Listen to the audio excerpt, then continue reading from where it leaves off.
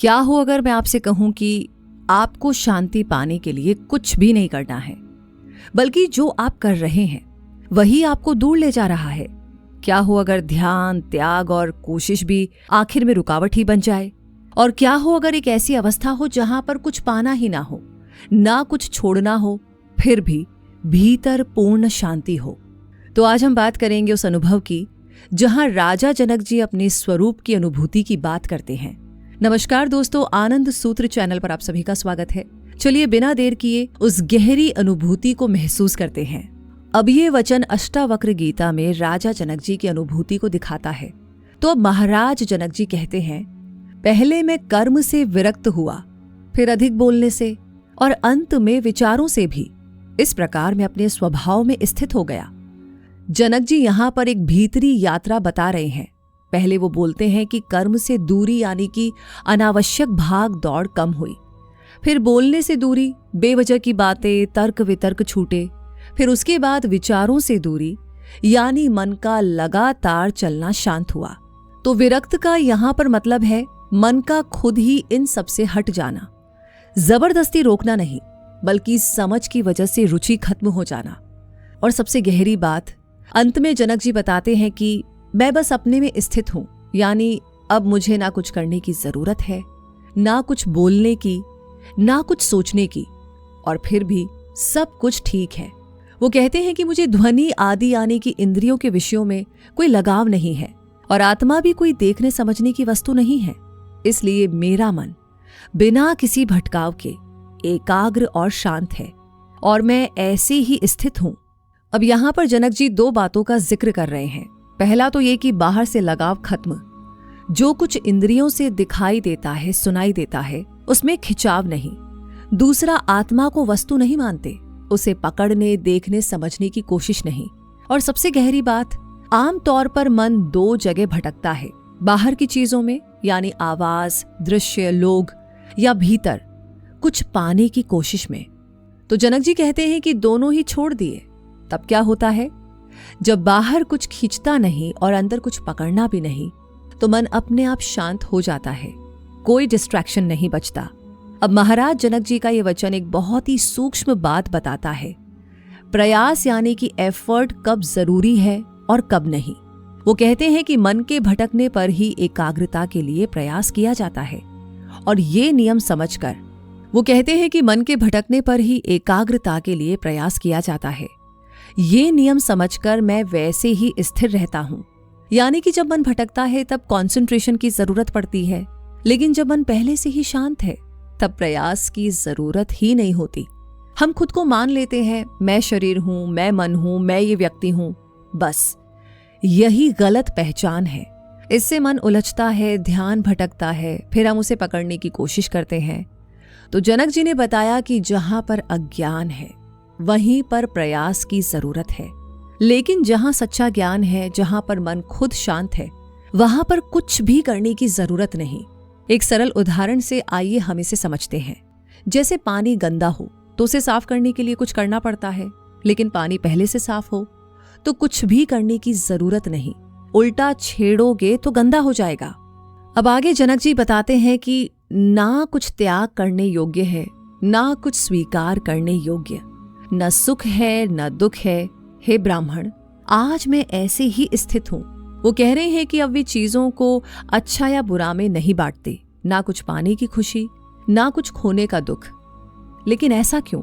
क्योंकि उन्होंने देख लिया, समझ लिया कि ये सब जो भेद है, स्वीकार करना, स्वीकार नहीं करना, सुख दुख, ये सब शरीर और मन की पहचान से आता है। लेकिन आत्मा तो एक है, पूर्ण है, सब में समान है।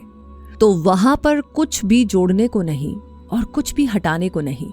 जैसे स्पेस, उसमें अच्छा बुरा कुछ नहीं होता, ना उसे कुछ मिलता है ना वो कुछ खोता है।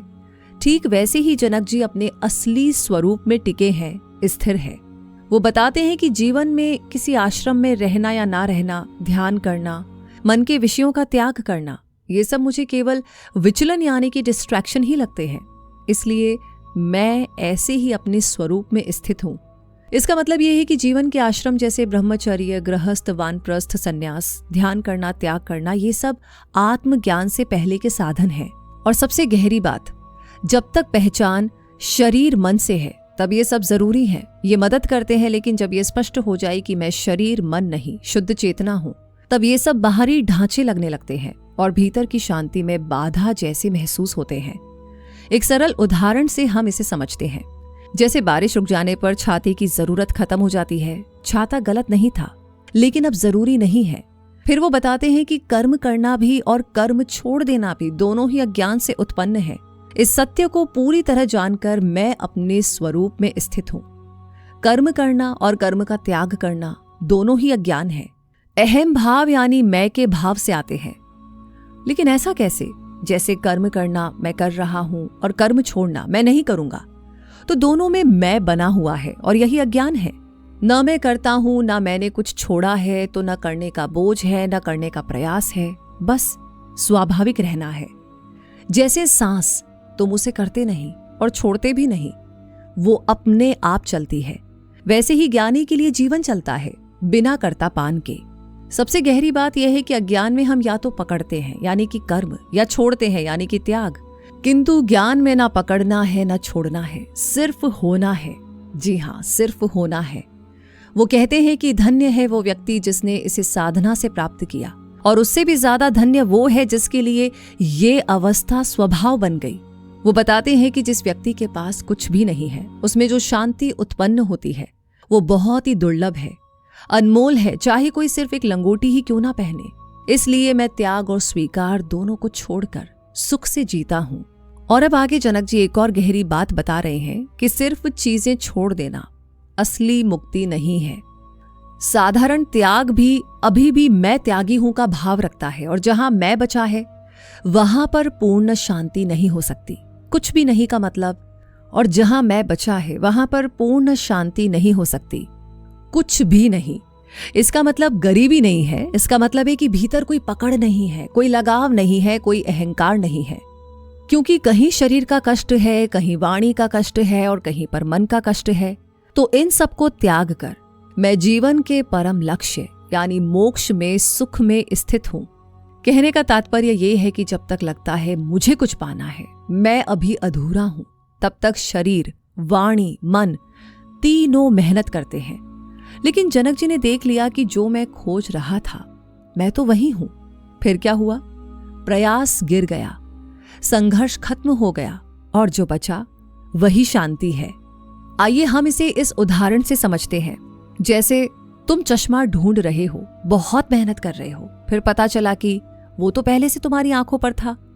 तब ढूंढना अपने आप रुक जाता है। यहां पर त्याग का मतलब जबरदस्ती छोड़ना नहीं है, बल्कि समझ के बाद प्रयास का अपने आप गिर जाना है। अब महाराज जी कहते हैं कि ये जानकर कि वास्तव में आत्मा कुछ भी नहीं करती, मैं जो भी सामने आता है वही करता हूं और सुख से जीता हूं।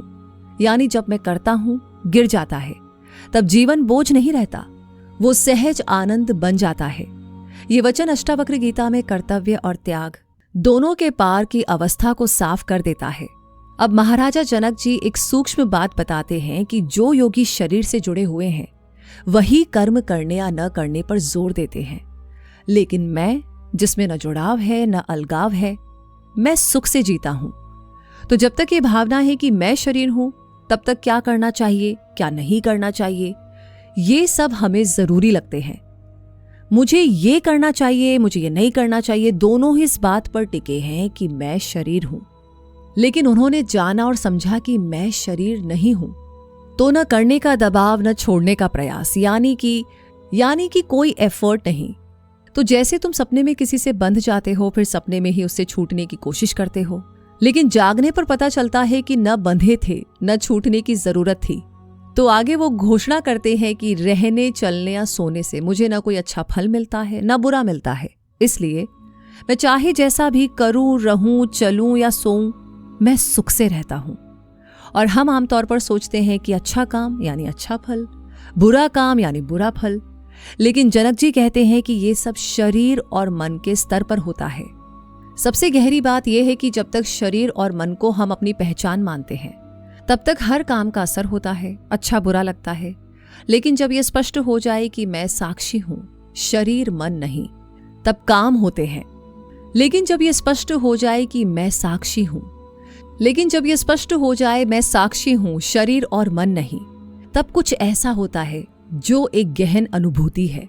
रहना, चलना, सोना, क्यों, ये तीनों क्या दिखाते हैं? रहना स्थिर अवस्था है, चलना क्रिया है, सोना अक्रिया यानी निष्क्रिय जड़ अवस्था। तो जनक जी कह रहे हैं कि किसी भी अवस्था में मेरी शांति नहीं बदलती। उनका कहना है कि मैं न सोने से कुछ खोता हूं, न प्रयास करने से कुछ पाता हूं, इसलिए लाभ और हानि के विचार छोड़कर मैं सुख से जीता हूं। अलग अलग परिस्थितियों में सुख दुख के बदलते रूप को बार बार देखकर मैंने अच्छा बुरा दोनों का त्याग कर दिया है और मैं सुखी हूं। जनक जी मुक्त व्यक्ति के लक्षण बताते हैं, जिस व्यक्ति की संसार की स्मृतियां समाप्त हो चुकी हैं, जिसका मन स्वभाव से ही खाली है, जो कभी कभी अनजाने में विषयों का सोच लेता है और जो सोते हुए भी जागृत जैसा है, बस वही वास्तव में मुक्त है।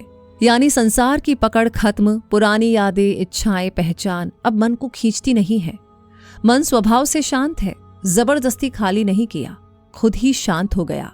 मतलब ये कि विचार आते हैं लेकिन जानबूझकर नहीं, जैसे हवा का झोंका आता है और चला जाता है। सोते हुए भी जागृत का मतलब एक बहुत गहरा संकेत है। शरीर सो सकता है, मन शांत हो सकता है, लेकिन भीतर की जागरूकता कभी नहीं सोती। जैसे आकाश में बादल आते हैं लेकिन आकाश कभी भी डिस्टर्ब नहीं होता, वैसे ही विचार आते जाते हैं पर भीतर की शांति हमेशा बनी रहती है। आगे वो कहते हैं कि जब मेरी इच्छाएं ही समाप्त हो गईं, तो फिर धन कहाँ है, मित्र कहाँ है, इंद्रियों के विषय रूपी चोर कहाँ है, शास्त्र कहाँ है और ज्ञान कहाँ है। राजा जनक जी एक ही बात को अलग अलग रूप में कह रहे हैं। जब चाहत ही खत्म हो गई तो चीजों का मतलब भी खत्म हो गया। और सबसे गहरी बात, धन, मित्र, वस्तुएं, ये सब तभी मायने रखते हैं जब उन्हें पाने की इच्छा हो। इंद्रियों के विषय मतलब चोर है, ये हमें बाहर की तरफ खींचते हैं और अंदर की शांति चुरा लेते हैं। फिर शास्त्र और ज्ञान भी क्यों नहीं, ये बहुत सटल है। शास्त्र रास्ता दिखाते हैं, ज्ञान समझ देता है, लेकिन जब मंजिल मिल गई तो रास्ते की जरूरत नहीं रहती। आइए एक सरल उदाहरण से इसे समझते हैं। जैसे तुम किसी जगह पहुंचने के लिए नक्शा देखते हो, लेकिन पहुंचने के बाद क्या तुम नक्शा ही पकड़े रहोगे? बिल्कुल नहीं। वो बताते हैं कि मैंने उस परम आत्मा को जान लिया है जो साक्षी और ईश्वर है, इसलिए अब मुझे न बंधन की इच्छा है, न मुक्ति की, और ना ही मोक्ष पाने की कोई चिंता है। अब राजा जनक जी ज्ञानी के भीतर और बाहर के अंतर को बहुत सुंदर ढंग से दिखाते हैं, समझाते हैं।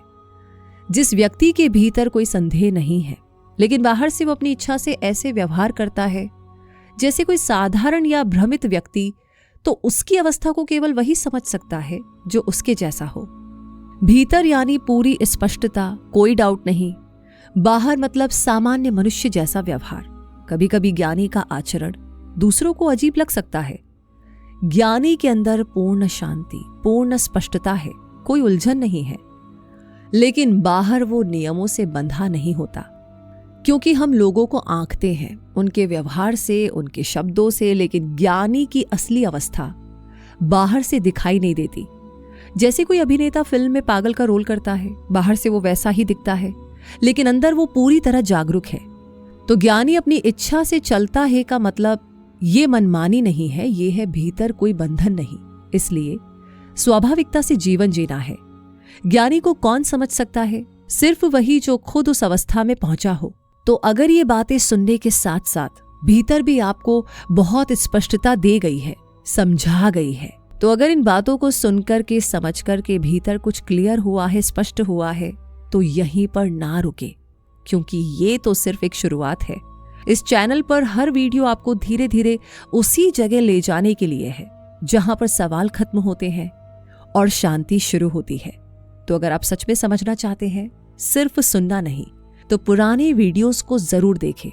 वैसे इस बारे में, इस वीडियो के बारे में, इस ज्ञान के बारे में, इस संवाद के बारे में आपका क्या कहना है? हमें अपना प्यार और सपोर्ट जरूर शेयर कीजिए। इस वीडियो को लाइक ऑलरेडी कर दिया है तो अपने फैमिली मेंबर्स और दोस्तों को भेजना बिल्कुल ना भूलें। और साथ ही हमारी आनंद सूत्र फैमिली का हिस्सा बनने के लिए सब्सक्राइब करके बेल आइकन को प्रेस कर दीजिए। मिलेंगे जल्दी ही, तब तक के लिए शांत रहिए, जागरूक रहिए और अपने भीतर बसे अनंत को महसूस करते रहिए, क्योंकि यही तो है परम आनंद का सूत्र।